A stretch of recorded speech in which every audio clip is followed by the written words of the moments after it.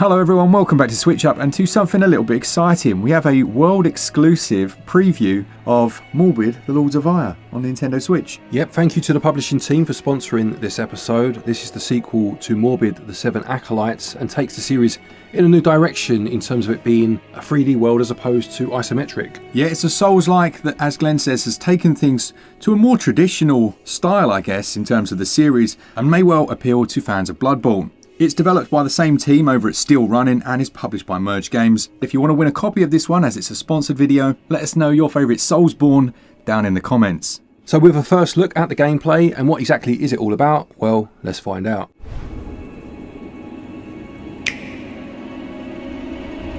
So as far as narrative goes, this time round you're sent to defeat the different acolytes. There are 5 of them, I think, in total, and they're across a number of different regions. There is further lore to discover in the world, and it does that nice thing, Glenn, where in the menu, you haven't just got to sit there and look at a loading screen. It usually gives you an extra piece about where you're currently at. Yeah, I like that when it just drip feeds it in a quite an organic way whilst you're waiting for the next piece of action to come along. Now, with that said, of course, it wouldn't be Souls without those random characters you come across.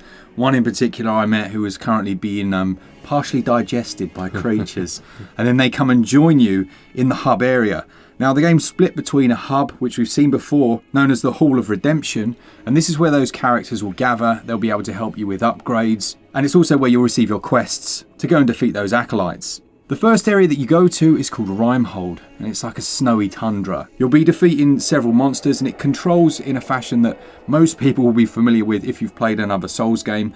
Moving with the left stick, you can sprint around, but it is nice that your stamina system doesn't affect the sprinting. Yeah, so you sprint by clicking the left stick in, but as Mark says, it doesn't affect your stamina, which is nice because you can run past a fair few of the enemies. You don't have to engage all of them in combat, and it's about, I suppose, being strategic as to when to fight and when to, well, retreat or at least move on. Absolutely. And it also, if you're someone that would rather take things slowly, there's a stealth mechanic. So you can click the left stick in if you're stationary, and it will send you into a stealth mode. You can get up behind enemies and do critical hits, take them out.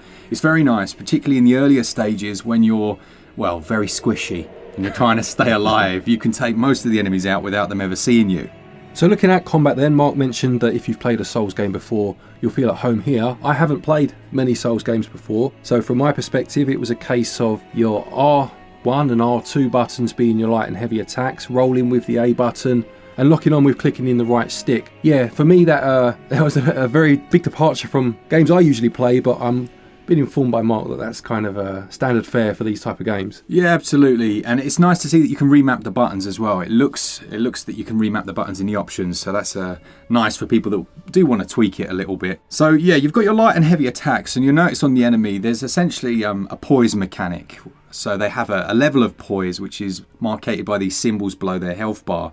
If you knock those down, then they'll be staggered, and you can do an unblockable massive damage attack. Something else I'm sure that won't be news to fans of Souls games is that you can parry and will have to parry in order to defeat certain enemies. So you can block with the L button, and whilst blocking, pressing R1 will initiate that parry attack and stagger the enemy, allowing you to get a few hits in. Yeah, as you've probably seen from the footage, there are a number of different weapons, and there's kind of different timings to do the blocking and parrying and things like that. But I think it's worth talking about the weapon system.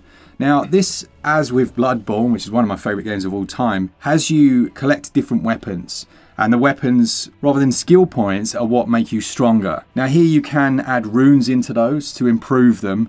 And this is a system I was trying to explain to Glenn how it works, because it sounds a bit unusual, doesn't it? Yeah, so as you say, it's based on the runes. So let me see if I understood you. So you can collect runes, obviously, and you can put these into your weapons, which will obviously boost a part of your weapon's ability, be it speed, strength, etc. And as well as putting in the individual runes, you can then fuse the runes together, which will drop the overall effectiveness of them. But by doing that and permanently upgrading, you can then temporarily add more runes to effectively increase it further still. Is that right? Yeah, so exactly right. The first part there where you lose those 3 runes, but for a permanent buff to the weapon.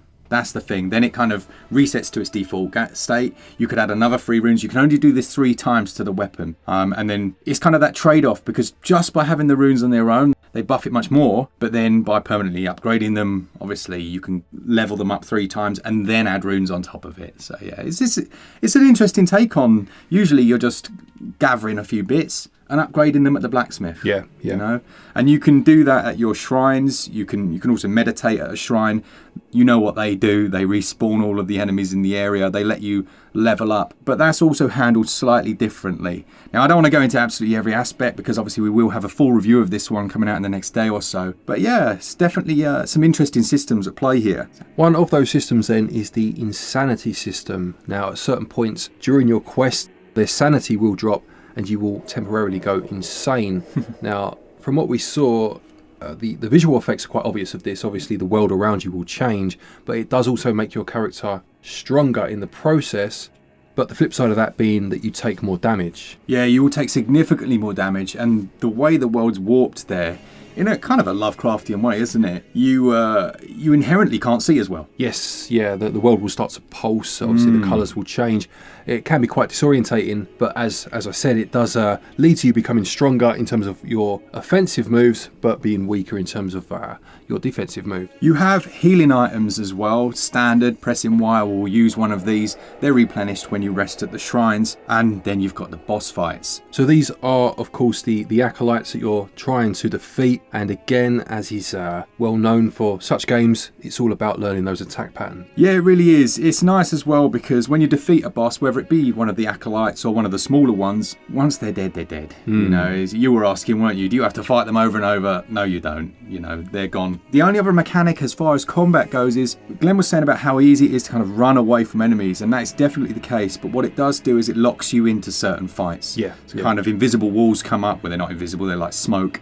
And then you'll fight those enemies, that will then clear and you can move on. I think it's a clever choice because I was saying as well, Souls players, almost there's this fight between the Souls player and the game. You know, like there's a cheese fight. You're trying to cheese certain aspects and it's almost like they want that. Yeah. But then at times it wants you to show your mettle, as it were. Yeah, for sure. There's so much more to go into, and I will do that in the full review. So make sure you watch that. It'll probably be tomorrow, if not next week. So then that takes us on to visuals and audio. Yeah, just a first point on the visuals before we look at the actual technicality behind it. Just from an aesthetic point of view, it actually surprised me, pleasantly so, how many different sources of inspiration they seem to have taken from popular culture. You mentioned Lovecraft a minute ago. The second area that you visit is very Lovecraftian in its design, very wet, very dank. Yeah. The creatures not so much, more just the environment, but even like the characters that you meet in your hub area, the Hall of Redemption, they reminded me of some of the more obscure Cenobites from Hellraiser. Nice. You know, just little things that you might notice in terms of the character designs and the overall world built. It's a very interesting place. Absolutely. We also noticed that some of the animations, we're not sure if it's intentional or not, but they seem to they did something similar in BioShock, where the world was animated at a certain frame rate, and then the characters were animated intentionally slower to make them almost look like stop frame animations. Yes, there were a couple of enemies in particular where they looked like Ray Harryhausen stop motion creatures, and it looked great. I loved it. They had that kind of awkward poise about them, but as you say, it looked intentional. And they could well have been stop motion creatures. It was brilliant, yeah. Now, as far as performance and things, again, we'll go into that side more in the full review. You're looking at a 30 FPS target with some drops. They've obviously had to do a few cuts to get it running as well as it is on Switch, but I haven't had any crashes or anything like that. Also, load times are reasonable.